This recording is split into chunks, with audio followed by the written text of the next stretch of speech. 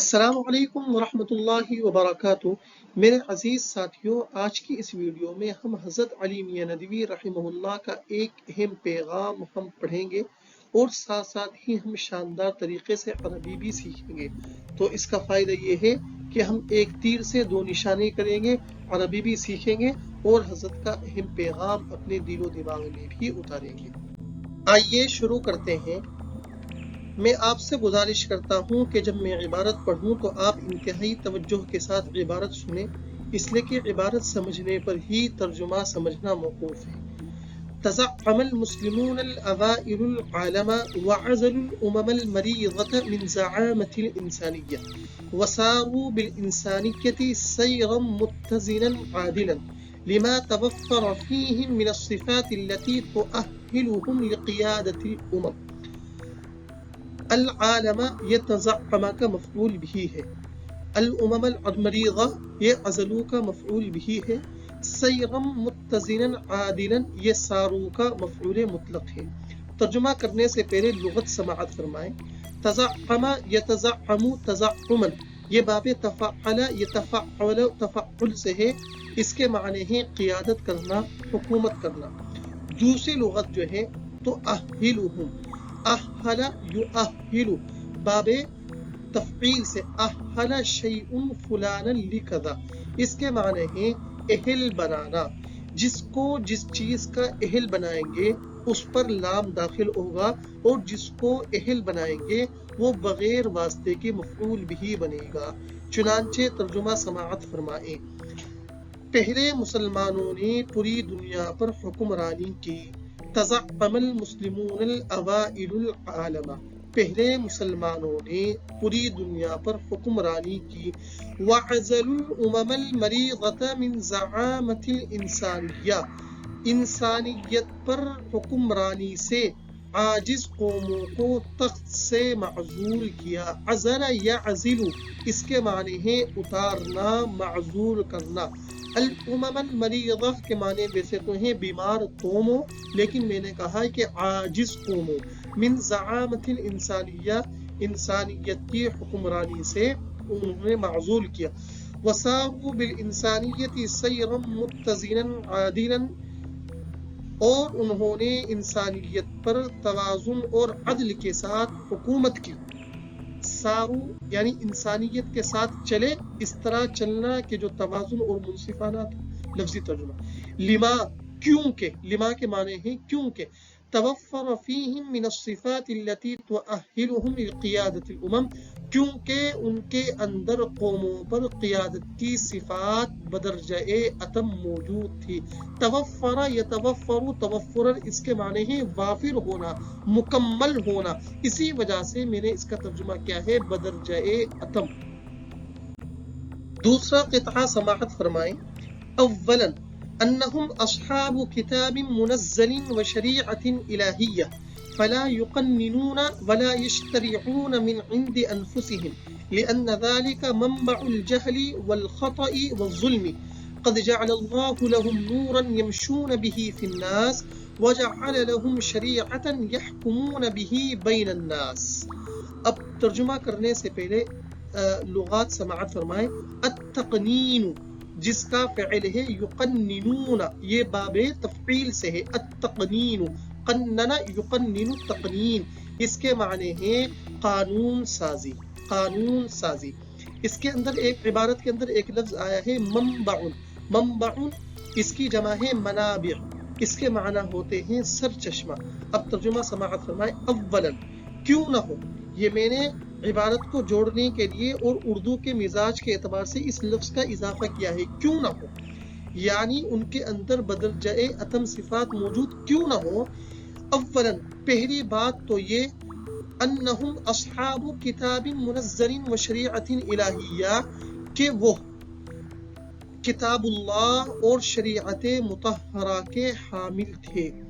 فلا يقننون ولا يشترعون من عند انفسهم، یہی وجہ ہے کہ وہ اپنی طرف سے، من عند انفسهم اپنی طرف سے قانون سازی، یقننون قانون سازی، ولا یشترعون اور دستور سازی نہیں کیا کرتے تھے۔ لأن ذلك منبع الجهل والخطأ والظلم، اس لیے کہ یہی جہالت، غلطی اور ظلم کا سرچشمہ ہے۔ قد جعل اللہ لهم نورا یمشون به فی الناس، اللہ تعالی نے ان کو ایسا نور سے نوازا تھا جس کی روشنی میں لوگوں کے ساتھ معاملات کیا کرتے تھے، لوگوں کے ساتھ چلا کرتے تھے یعنی معاملات کیا کرتے تھے۔ وجعل لهم شریعتا، اور ان کو ایسی شریعت عطا فرمائی، یحکمون به بین الناس، جس کے سہارے وہ لوگوں پر حکمرانی کیا کرتے تھے، یا دوسرا ترجمہ کرتے ہیں کہ جس کے ذریعے وہ لوگوں کے درمیان فیصلہ کیا کرتے تھے۔ آئیے آگے پڑھتے ہیں۔ ثانیاً انہم لم یتولوا الحکم والقیادت بغیر تربیت خلقیت وتزکیت نفس، بخلاف غالب الامم والافراد ورجال الحکومت فی الماضی والحاضر، بل مکثوا زمنا طویلا تحت تربیت محمد صلی اللہ علیہ وسلم واشرافہ الدقیق، واشرافہ اس کا عطف ہے تربیتی پر، اسی وجہ سے اس پر میں نے جر پڑا ہے۔ یزکیہم ویؤدبہم ویأخذہم بالزہد والورع والعفاف والامانہ والایثار علی النفس وخشیۃ اللہ وعدم الاستشراف للامارہ والحرص علیہا۔ لغت سماعت فرمائے تولی الحکم، تولا یتولا تولیا، الحکم اس کے معنی ہے حکومت کی باگڈور سنبھالنا۔ دوسری لغت سماعت فرمائے الاشراف الدقیق، الاشراف الدقیق اس کے معنی ہے کڑی نگرانی۔ اب ترجمہ سماعت فرمائے، دوسری بات یہ تھی ثانیاً انہم لم یتولوا الحکم والقیادت بغیر تربیت خلقیت وتزکیت نفس، کہ انہوں نے بغیر اخلاقی تربیت اور نفس کی اصلاح کے حکومت و قیادت کی باگڈور نہیں سنبھالی تھی۔ بخلاف غالب الامم والافراد ورجال الحکومت فی الماضی والحاضر، جیسا کہ زیادہ تر اقوام و افراد اور ارباب حکومت کے ماضی اور موجودہ دور میں دستور رہا ہے یعنی ان کی عادت رہی ہے۔ بل مکثوا زمنا طویلا تحت تربیت محمد صلی اللہ علیہ وسلم واشرافہ الدقیق، بلکہ وہ نبی صلی اللہ علیہ وسلم کی زیر تربیت اور آپ کی کڑی نگرانی میں ایک طویل عرصہ گزارا۔ یزکیہم ویؤدبہم ویأخذہم بالزہد والورع والعفاف والامانۃ والایثار علی النفس وخشیۃ اللہ وعدم الاستشراف للامارۃ والحرص علیہا۔ آپ ان کے نفس کی اصلاح فرماتے۔ زکا یزکی تزکیتن اس کے معنی ہے اصلاح کرنا، پاکیزہ کرنا، ان کو سلیقہ سکھلاتے۔ ادب یؤدب تأدیبا اس کے معنی ہے ادب سکھلانا۔ ویأخذہم بالزہد اس کے معنی ہے رہنمائی کرنا۔ اخذ فلان فلانا بکذا، اور ان کو تقوی، طہارت، عفت و پاک دامنی، امانت و دیانت، ایثار علی النفس، خشیت الہی اور حکومت و امارت کی خواہش سے بیزاری کی تعلیم و تلقین فرمایا کرتے تھے۔ چوتھا ٹکڑا سماعت فرمائیں۔